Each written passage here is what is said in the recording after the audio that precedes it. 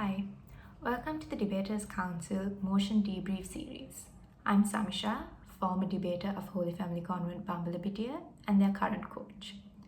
So today we have a motion from the recently held debate tournament organized by Ananda College, and the motion that we have is this house believes that parents from minority communities should teach their children not to trust law enforcement, for example, the police, the courts. So firstly, when you get a motion, I think it's important to identify what sort of direction you should take the motion in. Because this house believes that motion, it's more likely that this debate would be more principle based than practical based. So firstly, let's get into proposition. I'll first talk about the context that proposition should run, the framing that would be necessarily required in this debate, and the lines of argumentation, and then we will move on to ops case. So firstly, on context. Firstly, I think it would be important for prop to identify the key words and the key stakeholders in this debate and give a proper definition on exactly what they are and draw limits to it. So firstly, from the point of view of parents, right? Here, I think it would be important for proposition to come up here and paint this picture that these are going to be people who have grown up with minority communities and are part of the minority community, but have also interacted with law enforcement. So that is to say that they have seen this relationship between minority communities and law enforcement. Then explain exactly what children are in this debate. Here, it's important to say that children are the most vulnerable stakeholder and they have little to no experience in the real world. So any sort of viewpoint they get of the real world, it's going to be given to them by their parents. Thirdly, on exactly what minority communities are. For this, you can just use examples like the Tamil community in Sri Lanka or the African American community in the US. Fourthly, on this idea about law enforcement. Here, you don't really have to limit yourself and say it's authorities that sort of enforce and uphold the law like the police, but because the motion in itself has the example of the courts, it's good to broaden the debate and say how it's also going to be people who do make the law, the courts example. Here, it's also important to bring in this factor of reliance. What does that mean? That means when you are in a situation of danger or crisis, the person, the people you're going to turn to are going to be law enforcement authorities. So there in itself, it shows that there is this factor of reliance where in a case when you feel like you are in danger, you can rely on this person to step up and help you. It's important to characterize that because that in itself is going to help you in your framing later on.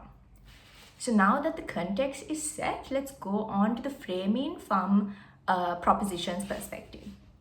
Firstly, I think it's important to establish why this sort of nature of, why there is this sort of gap between law enforcement authorities and minority communities. And here you say how there has been this sort of history of exclusion and biases against minority communities by law enforcement.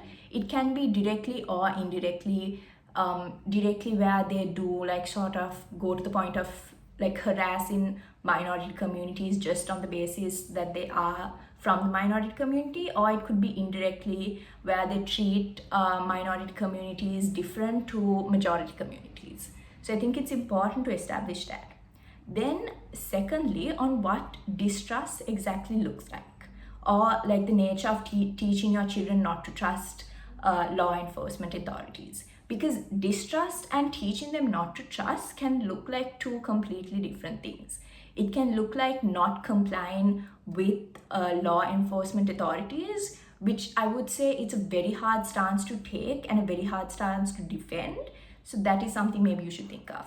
But it also can look like, and this is where I bring the entire reliance factor that I mentioned before, right? It could look like not being able to rely on law enforcement authorities. It could also look like preparing your child in a scenario where they have to interact with law enforcement authorities, how they should interact. For example, if you happen to be from a minority community, or if you are a person of color and you do get pulled over in a country like the US, how you have to behave would differ from a person who happens to be from a majority. For example, like if you do get pulled over, like you have to make sure that your hands are seen at the correct time, and any sort of instruction that is given by the law enforcement authority, like you have to make sure you follow it to the point, right? So I would say that sort of framing is also necessary to like give a proper definition on what you exactly mean by not trusting. So if we move on to like the lines of argumentation that could be run in propositions case, firstly, I think it would be important on this line of argumentation, which is the parent's role here and the parental duty that exists. Because in the end of the day, the parent has to ensure the child's safety. This can be from different like aspects, right? So it can be physical, it can be mental, emotional, psychological. There's so many aspects when it comes to a child's safety that a parent has to ensure. So when you're sort of explaining this, you can run this idea about how you're basically giving them awareness of the history of exclusion that has existed and how current society works between like the law enforcement authorities and minority communities, and you're basically sort of preparing them for the real world. So this is like giving them advice, right? So this isn't just limited to like minority communities, but this is going to be a parental duty on all aspects. That is to say, any sort of parent is going to give advice to their child on their safety, right? So you can draw a parallel there and say it's like a parent giving advice on how to just handle a situation. So for an example, things like stranger danger comes up here, right? Because parents tell you in a situation where a stranger comes up and gives you food, like you're not supposed to eat it, right? That sort of analysis could be linked here. But thirdly, we tell you it has this sort of trickle-down effect, right? How does this trickle-down effect work? Because when you tell a child that, okay, in a situation where you are involved and a law enforcement authority is also involved, you need to act a certain way, you need to prepare yourself to be a certain way because you might be treated differently. That instills this idea to that child, okay, I might be treated differently just because I'm a minority. And it gives this idea that, okay, if I do get treated differently in society, it could be because I'm a minority. That in itself, we tell you, would be good just because they are more aware of the situation. They are more aware of the fact that, okay, I probably would get treated differently from my other colleagues in school, in work, in college, whatever, right? So that creates this trickle-down effect. But secondly, it also gives this idea for children to question things. Why is that important? Because in a scenario where a policeman comes up and tells you and gives you commands to do certain things, and you do think that it is unfair or it's just a random situation where you weren't really doing anything wrong, you do have that right to question. And a lot of children aren't really aware of the situation and aware that they have the ability to question certain things, right? So now in itself, when you tell them that, in a situation like this, you can question them, it will be good for the child in the longer run. But let's go on to like this sort of second level argumentation about the institutionalized racism that exists when you think of law enforcement as a whole. Because if you think about it from the perspective of courts, this is where laws are made and laws are enforced, right? But majority of these laws that have been passed out are laws that cater to majority of society, meaning that the minority communities are more likely that either their voices aren't heard or either these laws aren't catered to them. What does this really look like? This looks like generalizing minority communities as one entire community when there could be multiple different communities as a whole. But it also looks like social practices that minority communities practiced are ignored. For example, things like language barriers existing between like law enforcement authorities and minority communities.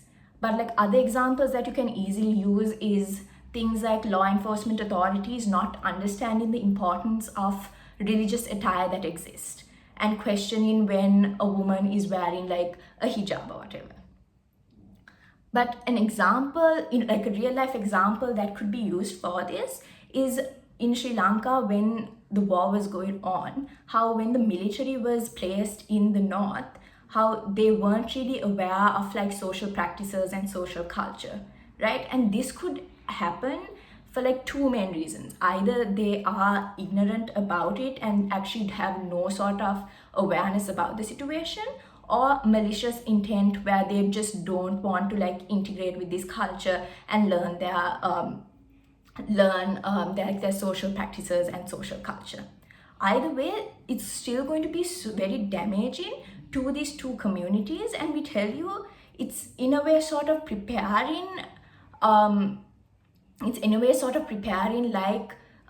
these children to make sure that they in this situation are the safety figure and to prepare themselves to handle the situation to their best intent. But thirdly, on this idea about law enforcement, right? Because in a society, we think there is this sort of narrative where law enforcement, like authorities, have been placed on this pedestal. What does this look like? This looks like painting this picture that they are like heroes and glorifying them to this point where they're like superhuman. And it creates this picture of flawlessness. So now when you tell children, okay, if you do come across a law enforcement authority, how there could be a possibility that the situation isn't going to be a positive situation, there could be a negative situation that you're in. You're giving them this, you're sort of humanizing law enforcement authorities and taking away that picture about them.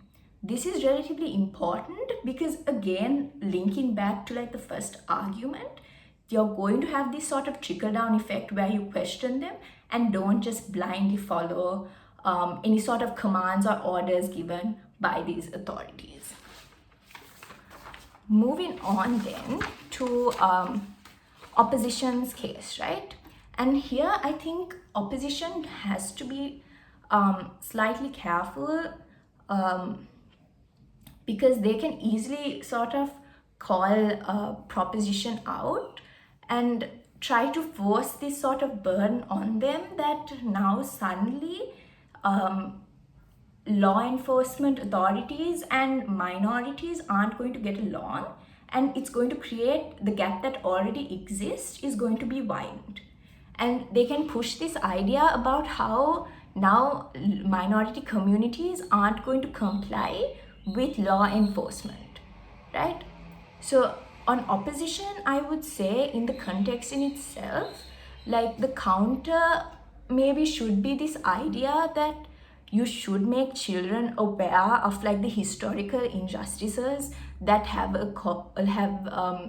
occurred to your minority communities, and make sure that they understand the gravity of those situations and understand the maybe like the racism that exists right now.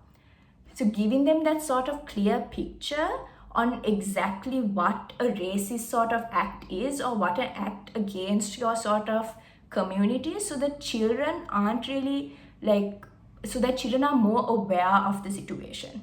This creates way more self-aware individuals. But you also need to clearly tell us that, okay, we are not outright going to teach our children that you shouldn't trust law enforcement authorities, because at the end of the day, they are law enforcement authorities and they do uphold the law of society in itself, right? So I think a few sort of levels of argumentation, before argumentation, a few sort of levels of framing. Firstly is about how when you teach children to distrust law enforcement authorities, it's going to give this very negative idea about law enforcement authorities, right? And it tells you not to trust them. So it's creating so much of harm. But secondly, another thing that you also really have to understand is the times have changed, right? From the time your parent grew up as a child to the time you're growing up, it's completely different things, right? So that in itself shows that when your parents sort of push this narrative that you shouldn't trust law enforcement authorities, you're pushing this sort of generational trauma that has existed for you because of your experiences, and now you're pushing it on your child and making them believe this one sort of idea, right? And that in itself is going to create so much of harm, and that would be more explained like in your arguments. So like the first sort of line of argumentation I would run is this idea about how on propositions world, the relationship between these two sort of entities are just going to get worsen when you push this idea of distrust, right? How does that happen? Firstly, on this, how you're creating this narrative that the law enforcement like authorities are against them. Why is that so damaging? Because now it's more likely that minority communities aren't going to cooperate with law enforcement. This is going to be so damaging to minority communities because that is when you get this idea, okay, the minority communities, like this specific community, they are non-compliant in nature and they are difficult to work with, right? But secondly, you get this idea, it's very unlikely now for these minority communities to pursue careers in law enforcement. What does this look like? This looks like less kids from minority communities wanting to be police officers because they know in the system in itself that sort of oppresses them or goes against them, that they are not necessarily going to like get good rankings or whatever. This in itself is a very important point to focus on because firstly, law enforcement authorities, you need representation of other communities. But secondly, things like change occur, it's way more easier to get change internally than externally, right? And a clear example I would use for this is something like Captain Holt from like Brooklyn Nine-Nine, who was an African-American officer who was a captain in a police station, right? Yeah. But then I would also try to analyze it from the point of view of the court system, right? How does this relate to the debate?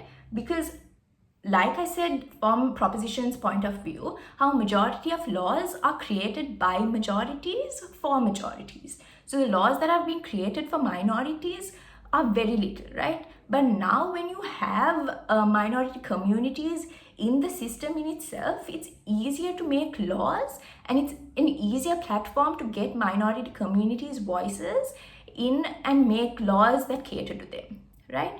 But thirdly, on this idea, now you have minority communities very unlikely to like report crimes and avoid law enforcement.